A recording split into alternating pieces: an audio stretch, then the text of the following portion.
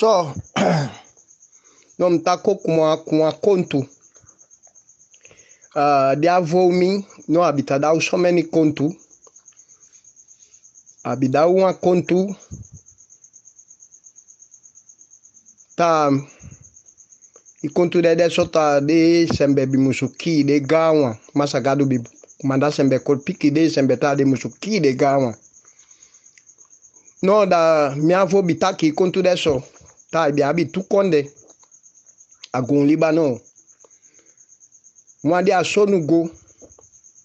Mwadi asonu kumutu. No didi asonu kumutu. No watata dia de takai taki kudi mma de kai makandi. Hende pai wamu yemi de takai seka. No adisonu go. No ibi abi watata. De kai le speki kuwamma de kai pasensi.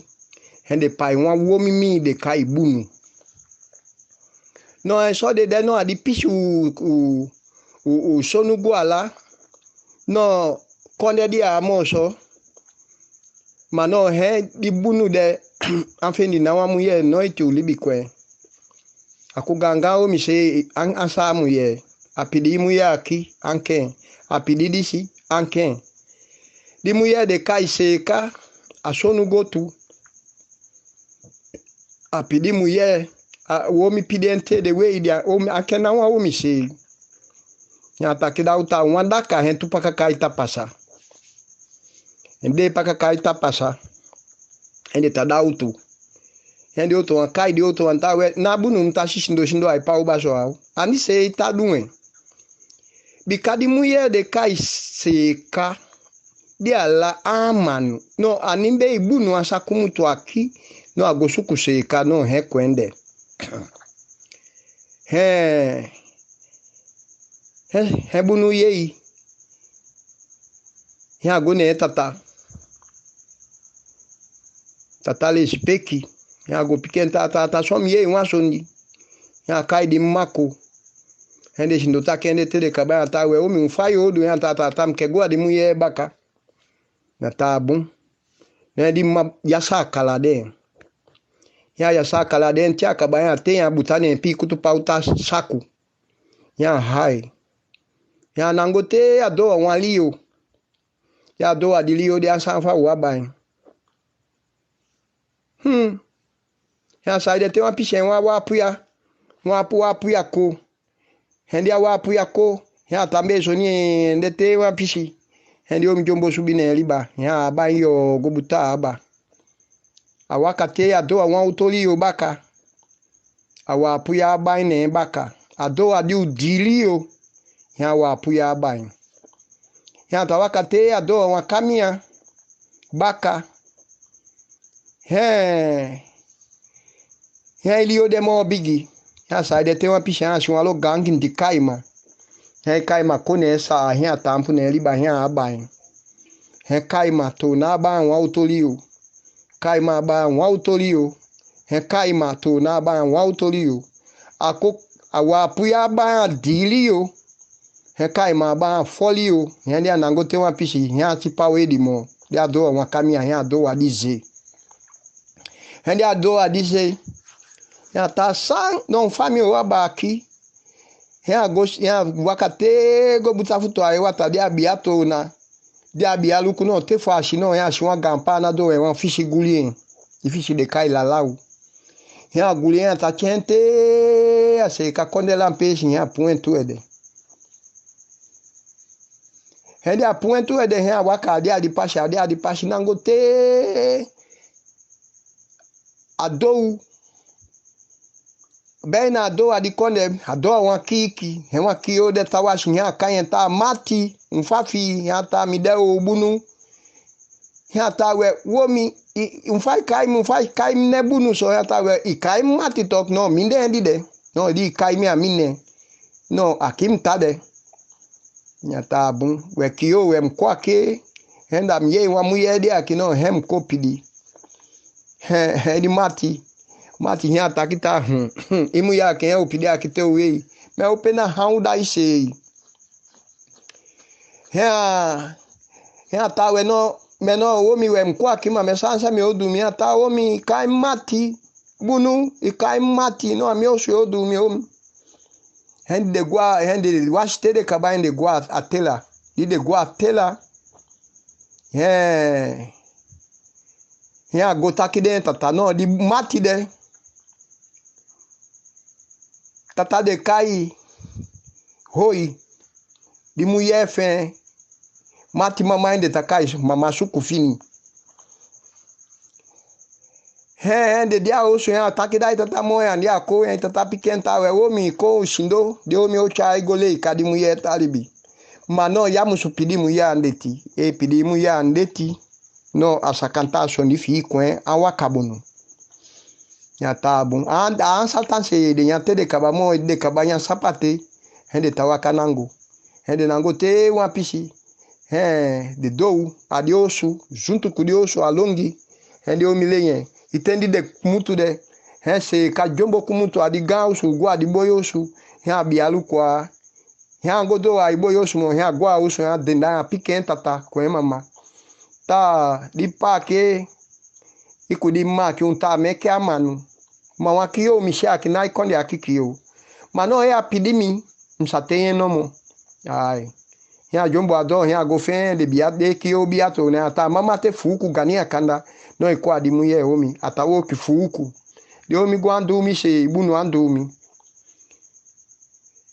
ya tete fa gania kanda ifo su gania kanda opo ate de so ni abicha upidimu ye ya nangote wa pisi ya kai ya de faisha kaba junto kudi diosu hendi muye jumbo fa janga ganda ya kaya se kata bibunu se kai baka wemde ata na pena takisi dimsi no hatium lacha no e muye ike no mde dai kafi kotei ya tende de so ndi ya kuleto na ya go pikidi pa kwe mati tawe mati e di muye take mano isandi o pasa o mi odumi wande timo di na hoyo mbunu mano isandi o mi oto na go baka go pikim tata kudim de sembe o mi ata di muye kem hendi tata de kai hoi ya ta womi so manifi taundi kwa ki hoi no di pasi di tai wakala kwa ki no yo waka ki gone abaka tefi kwa ki baka kane muye atitone mi da tata o mi o go suku muye dai hendi tan hen tata hoi go ya go pidi muye dai matede kaba hende taya makaden tu e dan di wo mi du mi tede kaba te di da ka fe achubi di da ka hia wakadaudi amuye be te akaba hende tu e dan tede kaba hendi bunu tawe tata henda di mi ai muye ka mi oche golei mi tata mi oto na go baka kwen gole di tata imuye mbide ne baka no ya shidan imuye mi kwen ude mami oto na kwa ibaka hembunu to na wakadi se pashi de fade son bi aban so de aban ko imuye ti ato na go ya go do ne tata itata de kai le speki kuma pasensi hende luku imuye de wai kwente di imuye gwa achubi ya chubi a osu de takota suku di imuye ubunu di ansachi yen bi kabaka di daka ufa udawudi ai konde fwa bide adi tradici kudi kulturu fu te de adaudi ti akaba hende shindo hende koti taki te de kaba moi hende bunu taki de tata ta pale speke ya piki no mi oto na go wan som ku itata bitaki mi oto na go alabaka adi tata no mi ogoshe ka no mi ufan ku itata no mi ochadi mu ye o mi akibe mkwen kolibi ashonugo ai konde fuwaki ya ta bunu hende to na go baka e hende go baka de ta te wan pisi hebunu kai pai itata taki ya ta di pai mkefa wan fan kuyo ya ta we umi andi dai fan ya ta we luku mi mama to no mi tata pai no meusa beku di muyaki mi ubegi di mifi umsa chengu he tata taki denta we umi fai taki de di wan sei so ni he pasa kum fa sei kade aki he wan no da mi me abi no mi obegi tanku mi aki bikadi me odemo no iko imu ya me aki ohoi di pishi hembunu taki denta we di pa de sotu di mu ye konde kude mi fe an salongi poidade ma mi cha di mu ye gwa la no awabi de tu konde tu Maya de aqui no ambiala. No mi obegi winchi fade wo takota lukui. Mabe mchadi muye mi fi golibi kumiala. Hende takene tere kaba hembunu kuseka hende hai. Ya chengo asonugu. Hende godia faish de do no se kade kubeka. Hese kade kube da de kube yu fendo apai. Apai tumu yemi. Mwa ude mu yemi de takai binga kwen. De otonwa de takai apoika. Tata le speki dade ne. Hende de. Te do waten. Hese katona te ibe. De mi sei. De mu yemi de sei be na de tumi fe hanse kuma sei kasei. Hende goko sei mu ye ishesi. Hen te ibe baka hende a upai hen apai wa umi. Bueno, dice dice ka pai no di tata ainda de ne tata le speki hende a pai di de baka hende tata o de le speki mano di muyemi andemo hende a pai di omi no hen ala slibi no e tata kanye kobo fiti akanye kobo fiti henda se kakubunu pai dimi mwatu elengi binga kwen kwa poika kukobo fiti hense kande mo he afikabunu mama hende de te pisi he tata de kai le speki he ala slibi hendi ma de kai pasensi se las libi ya fika tatabunu kude dimi fe hende de te bunu ko gaomi atafi swaki ya takida de mi fe tawe mi okai no akutu henda mkem kunu fan di kayum ta junto a gay kuma mi ofa kadimma no mi ke un fusta hende kwa akutu hende shindo hendi de shindo akutu te akaba tata kitawe ishide mi ake onu da muyemi no onu dia onu makamia maya shwa kodio kodo mi ake no dia mkamia no ishifambi ta cha onu kutaki kufaun no mbegi unu tawe di sondi di opasa no unu kwe musu tataki henda e aba unu no musu ye ya poika opo tampu ya ta di pa miato bi ikede de fi e dede ikede de no isa dede so no mi ma dede mamfika aki mano dibo kobo fiti aki me usate ifanfe bikai mi mama bi pain ambi o dede bikadi apa im kumishisa aki no waki ma don di aki me ute ifanfe ajombo fe ado vala wa gopi he binga kwenka yen ta di pa we takiso tu mano isandi mi mfendio metaki kufaishi sade taki mano nafi dedei matoko e ko dede no mi opiki ai feshi wante ufobo ofi koti ta we di baumi no mi ohunye kuma fai bide ta tia bai mi asondi no mi oye hende de tema pishendi pakola shlibi di pakola shlibi no sembe kwa di konde tatabunu dede bunu dede no di bunu dede no abigi de konde ala tuko hende takwa be ubunu dakote no de muyemi de koso chonchonso de koso also no de tapati so ntawa katapati de uma pishe uma kio apoika pasa uma kamia he kio tapende atai muyaki he white muye mikei ya ta hun e kem no ikobode ya ta so tutu so ni takio ta ai tutu nkeka we no isande no mi ogo suku sembe no mi okwa de sembe fia ta mi asembe akimo mi abi akimo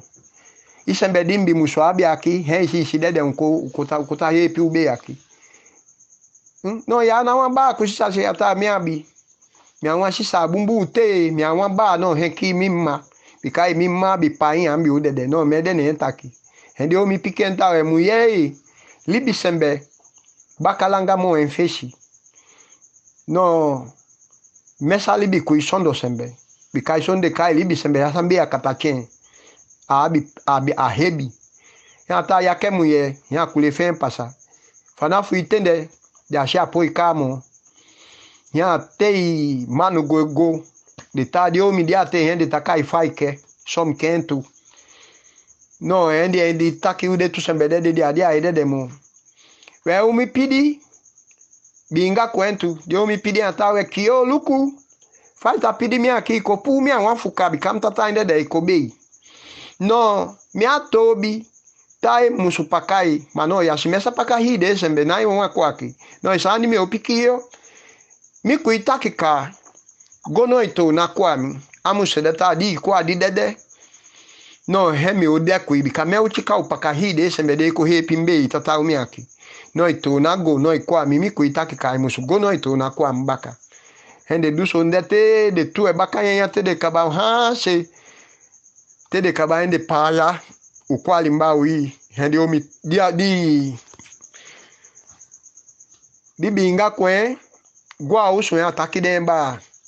tamba so wa umi pidi mi o ata bunu muye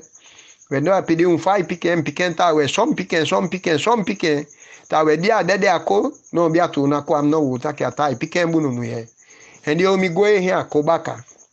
hende akobaka mo ide demu ye te de kaba ide demu ye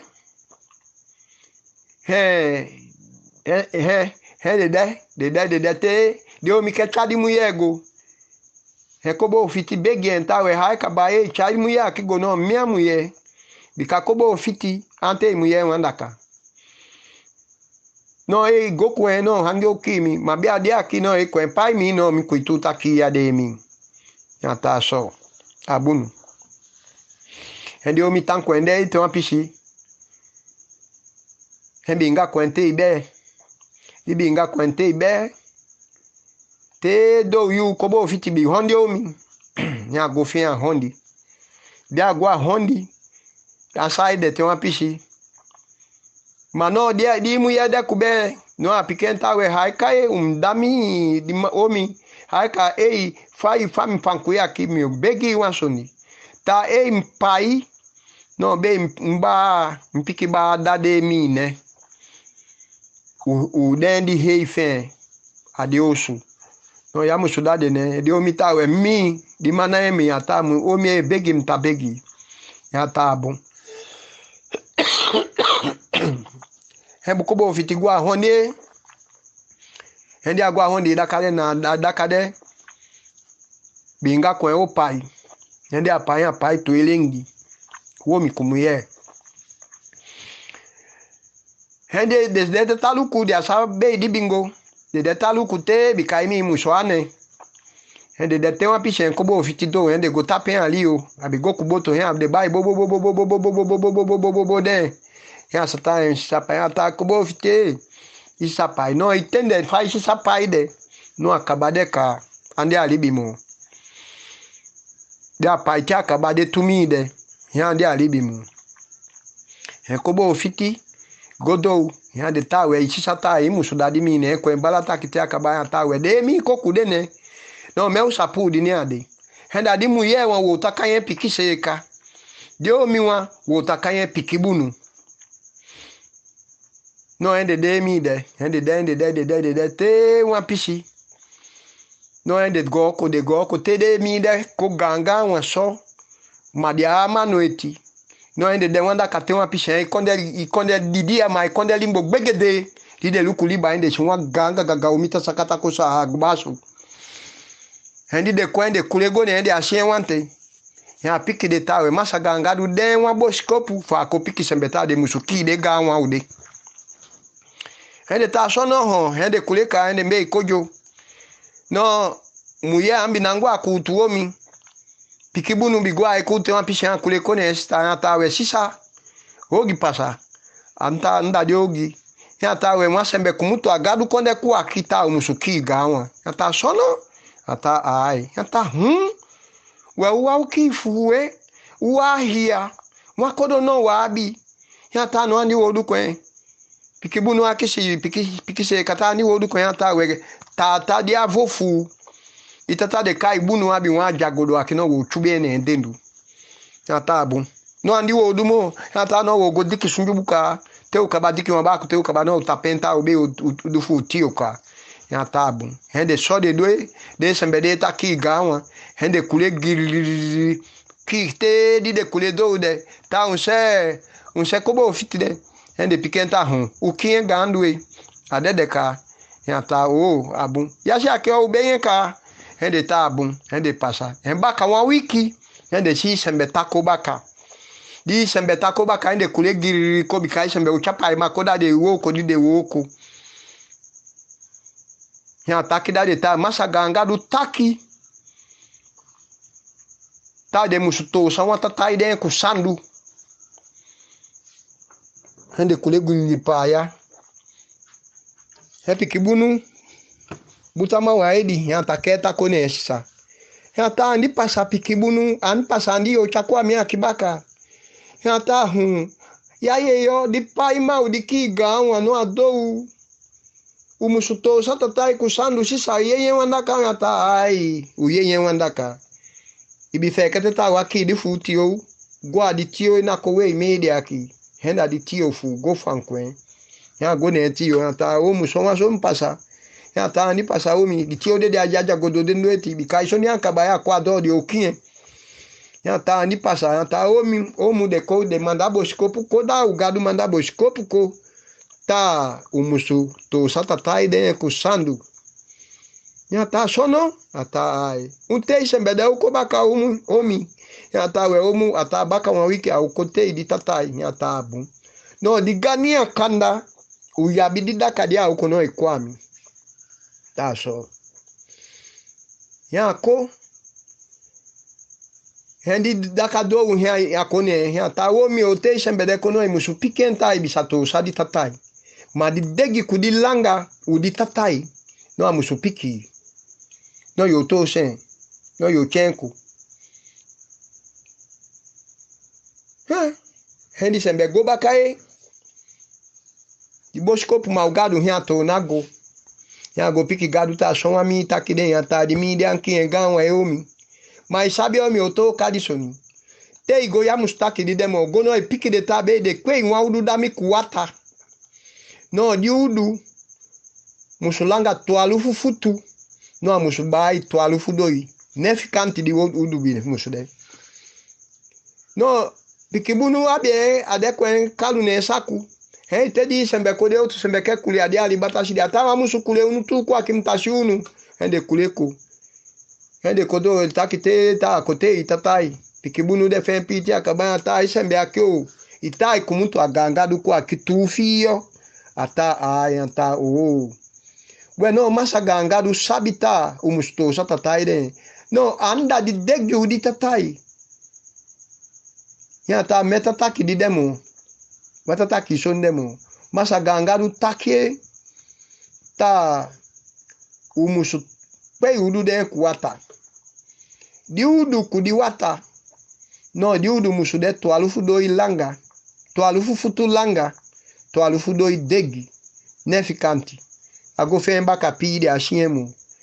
pikibunu to nako agone sisa ta sisa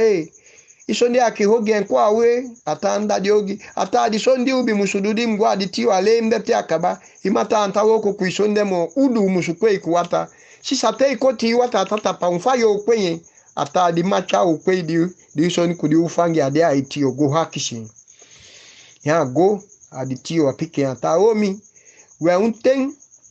di sembe ukubaka ata omu baka wa wiki ata abunu we no tiako no ipike no ikwami igania kanda dia uko no mi opiki unfai musu pike dia ko ya gone adigania kana ya pikenta womi te gono ipiki sembede tawe te umbe fire gon liba no di sumuku nango amasagado no bia kata de musu chadi udu no enda ku sumuku amusumbe no be masagadu mbe di sumuku dai dia kata dai tia kaba no yo cha di udu kode Didema kodowa ata kwa kisha ata unsedi akatadi de chakoda ode bika gadu sita kita tei mei faya kino nea isumukunango no dia kishembuta no kuendi msachadi udu kode madi udu kweka pameza kwenye no mekenko madono disondi mushako isembe gobaka piki masa gangadu ta so ami piki ata piki ta immediate kinga agawa iti maisani mi odo gono piki de tabe de badi wata amanda hedi de tide umi koba katawe achade akata kode ata umsadi akata de ata no gado andu demo ata ande funkwe di udumo mba wata amanda kode nyata henda msta sportu itambe na gado itakumutu kwaki yuta dufi nyata no gado mkumutu umushukia amanda pikibunu kulego ne sisa isonta to kanango no mo mesabi mo ata isabieti wa atio gwa etio diago takeda etio ti akabata gania kanda teri omi okuno ekwami diago apikenta isonde di wa sonno di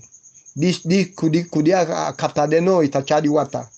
no gadu tambe wa soni wa tapo ba kunu eomi no go ndi apiken so diago apiki masa gangadu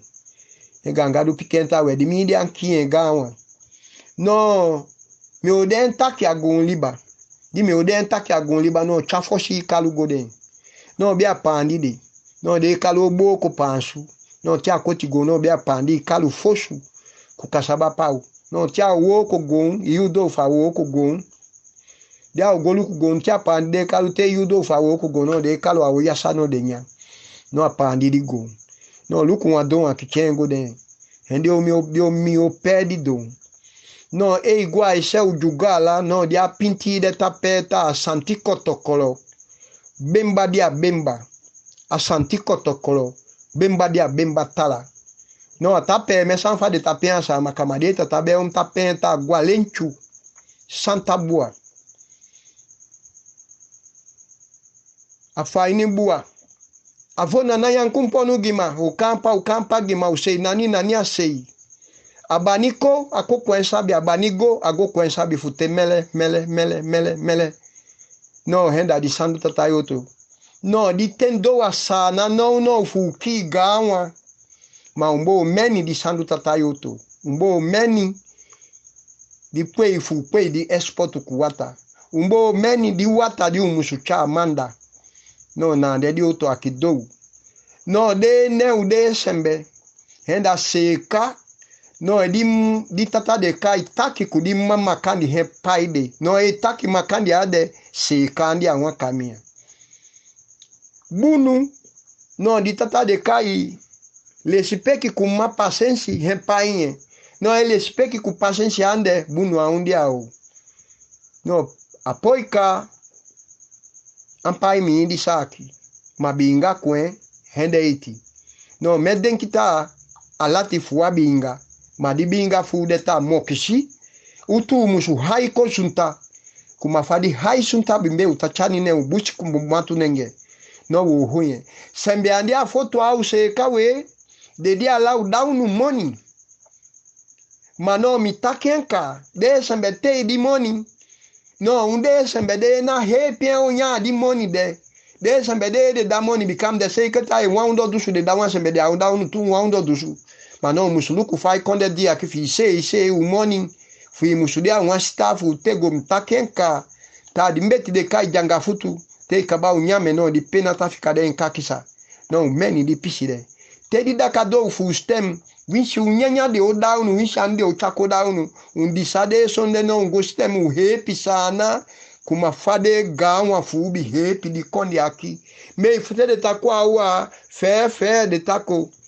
di de matapa di dansa na ki de baka tape na hey di gama fu be hende be go drok di konopu ma de sta na de krens u de gawa fu de bi kamia vo pikimta de gawa fu de party sana de piki de baka ta ka fo watata do na de da fu no di pal deiti adeiti atapudan langa kodo asantigon di babuka na de di pal de deiti no e un te di leti di de gawa funu bidu maomi umusukoni guarda da ite ichi vai shi tabe de no mo ake obi ka ukule di sade gawa fu de sembe de a politika ni a gawa du de a politik matok meta fu di sade no gwa auto sembe bo dem kasaidi e de tadunwa so ni usabaide no wo cha demokrasi ko bika demokrasi andi aki demokrasi dia baka kondem sien to 2005 di ma de takai balkan de bidem abunu minister president fala di da kano di follow buten a stati wa di leti di akete mayo butau sei suku de sembede na de feifiondo parte di asana de tu demokrasi na de tu da demokrasi dictature de adendu no é kweke di dictature o men de mi funo a di konde a di asana aqui no di outro aqui de que di un tak no mi otada de outro di mbie ya gawa di tendi mgom wo kodalanti no kumutu akompana mu chama tawai meye oto itu ade gawo mi bika gawa bilobi mi no sami otake aqui no de soni mtatake aqui nami taki agawa miede no son de kai se kasoni mi sabe onda tungawa bia bien de sembe de tapo soni de bilowe kwa udendo amatwa de otapoi no e bidia wa usu kadi sembe fi bi tapo soni ande mo sumuso fi na makwen di kamia vo pikim ta sembe ku sembe tabe ma di antabe a hedi no di na ande hem da di oto aqui untenye no un haike fini anda di oto di mtake aqui bakabe fu abiangi usataki bumbu no ma bumbu sembe antabai sabiso no de sembe de kepoi de abumbu e de bibumbu de abe o da poi sondi ufa maya fu de bai sabiso bikadi an chali da de bakami ude amatu konde kuma fade gawa be abi chali fu no sondi nati de sondi bigi ude so amatu konde mbo lukwe mbumbu no yini wasembe hai seipu amo bete ya sembe adili yo de monta fina makwe gona mako to sembe bika kamia de dide ma sa chali wishu de di abi akigo no hai go chubi ala kude sembe de masa makanenge na sembe bicha unu gwa unu sei bicha unu sei gwa no fam tatake akinwa abi adendu maegi kulanga timbe un lashi di kro un funu no men di auto fa wali kugania